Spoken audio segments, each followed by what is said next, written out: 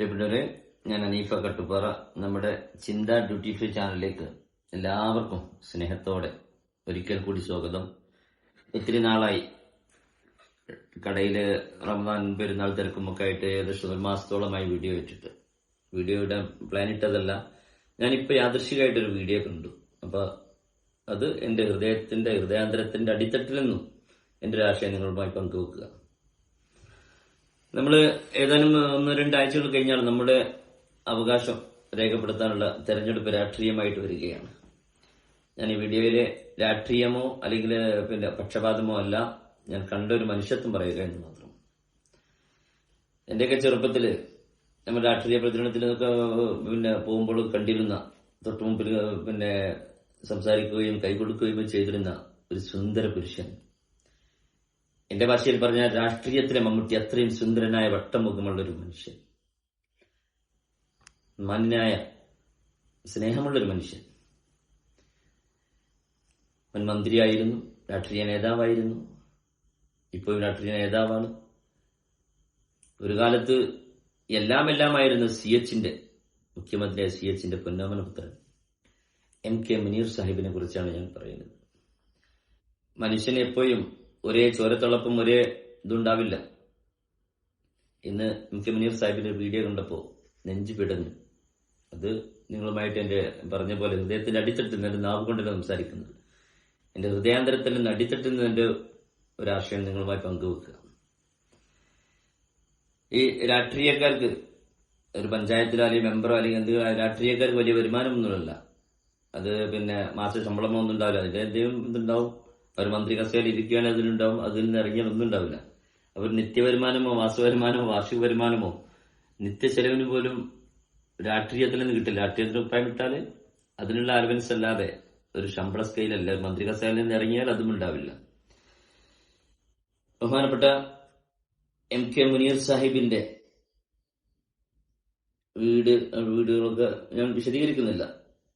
വീട് വെക്കാൻ ലോൺ എടുക്കാൻ കഴിയാതെ അത് ജപ്തിയുടെ ഭീഷണി, ഇതൊക്കെ കേൾക്കുമ്പോൾ നമുക്കൊരു ഒരു എന്താ സഹതാപമല്ല, എന്തോ ഉള്ളിൽ എന്തോ ഒരു പറയാൻ പറ്റാത്തൊരു അനുഭവം.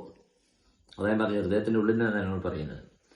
അപ്പൊ ഇതൊക്കെ ഇത്രയും രാഷ്ട്രീയമായിട്ടോ അല്ലെങ്കിൽ എങ്ങനെയും ഈ KMCCയോ അല്ലെ ഈ ഒത്തിരി സംഘടനകളുണ്ടായിട്ടും ചാരിറ്റികളുണ്ടായിട്ടും ദിവസവും ഒരു CR കൊണ്ട് കൈകാര്യം ചെയ്യുന്ന നേതാക്കളുണ്ടായിട്ടും MA യൂസുഫ് അലിയെ പോലെ ആളുകളൊക്കെ ഉണ്ടായിട്ടും ലീഗിന്റെ നേതൃത്വം KMCC ഒക്കെ ഉണ്ടായിട്ടും ഇതൊരു മൂന്നാമത് ആളറിയാതെ ഇങ്ങനത്തെ വിഷയങ്ങളൊക്കെ വളരെ സങ്കടകരമാണ്.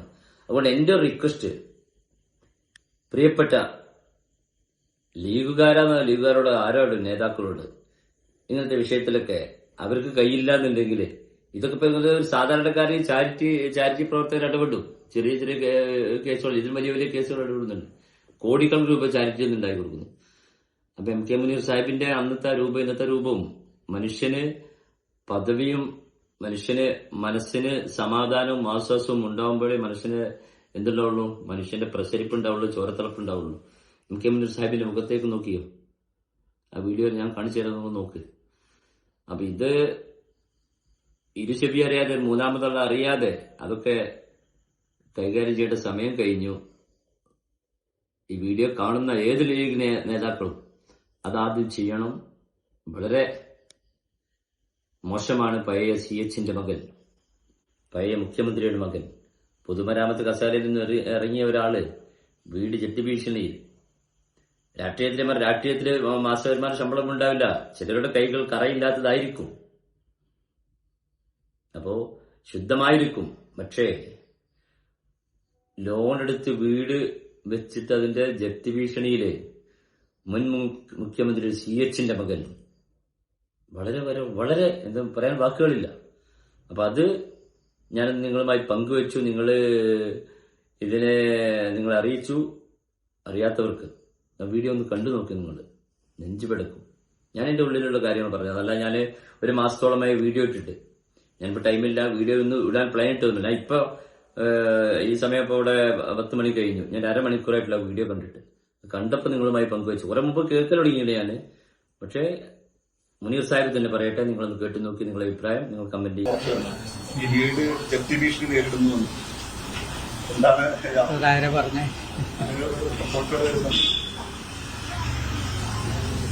അത് എന്റെ വ്യക്തിപരമായ വിഷയമല്ലേ, തെരഞ്ഞെടുപ്പ് കഴിഞ്ഞ ബന്ധമില്ലല്ലോ. അത് പരിഹരിക്കേണ്ടത് ഞാൻ മാത്രമാണല്ലോ. എങ്ങനെയെങ്കിലും ശരിയാക്കാൻ പറ്റുമോ നോക്കട്ടെ. രാഷ്ട്രീയമായി തന്നെ പ്രാധാന്യമുള്ള വീട് കൂടിയാണല്ലോ. അപ്പൊ അത് അല്ല,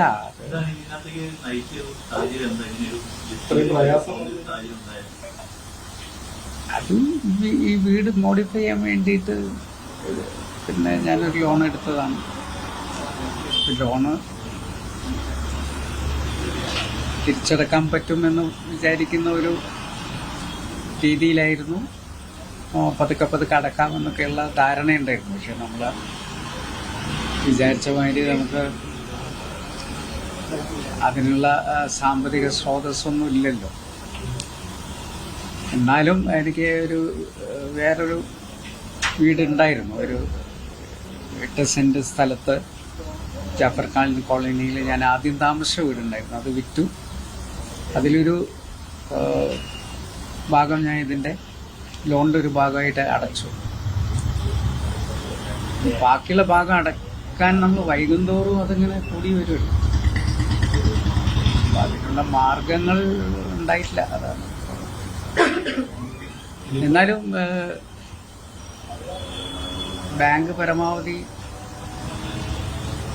പിന്നെ സമയത്ത് നീട്ടി തന്നിട്ടുണ്ട്. ഞാൻ ബാങ്കിനൊന്നും കുറ്റപ്പെടുത്തൊന്നുമില്ല. അവർക്കത് തിരിച്ചു പിടിക്കണമല്ലോ. അപ്പൊ നമ്മൾ ഈട് നൽകിയിട്ടാണല്ലോ ലോൺ എടുക്കുന്നത്.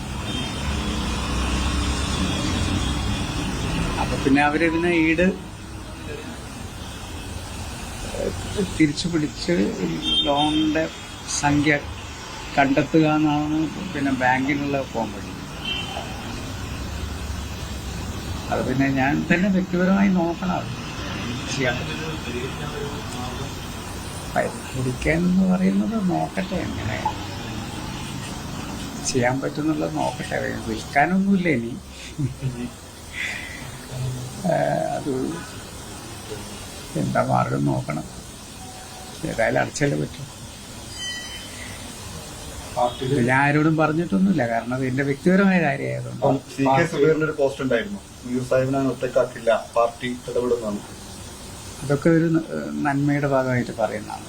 പക്ഷെ പാർട്ടിയിൽ ഒരു കുറ്റവും ചെയ്തിട്ടില്ല. ഞാൻ ഒറ്റക്കാണല്ലോ ഇതിന്റെ കാരണക്കാരൻ. അതുകൊണ്ട് പാർട്ടിക്ക് ഇതിലേക്ക് വലിച്ചേക്കണ്ട. പാർട്ടി സഹായിക്കില്ലേ? അത് ഞാൻ അങ്ങനെ ചോദിക്കാറില്ലല്ലോ. അങ്ങനെ ആണെങ്കിൽ നമുക്ക് നേരത്തെ ചോദിക്കായിരുന്നു.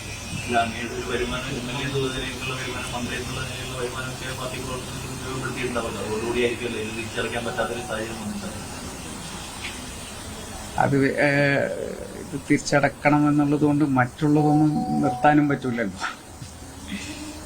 പെട്രോൾ അടിക്കണം, ഫോൺ ബില്ല് അടക്കണം, വീട്ടിലെ ചിലവ് നടത്തണം, അതെല്ലാം ചെയ്യണ്ടേ. നമുക്ക് കിട്ടുന്ന പൈസ അതിന് തികയുള്ളായിരുന്നു. ഇത് അടക്കാൻ വേണ്ടിയിട്ടുള്ള മാർഗങ്ങൾ പലതും നോക്കിയിരുന്നു. പക്ഷെ എന്തെങ്കിലും വഴി ഉണ്ടാവും എന്ന് വിചാരിക്കുക. നമ്മളിതുവരെ ആരെയും ദ്രോഹിച്ചിട്ടൊന്നുമില്ലല്ലോ. എന്തെങ്കിലും മാർഗങ്ങൾ ഉണ്ടാവും.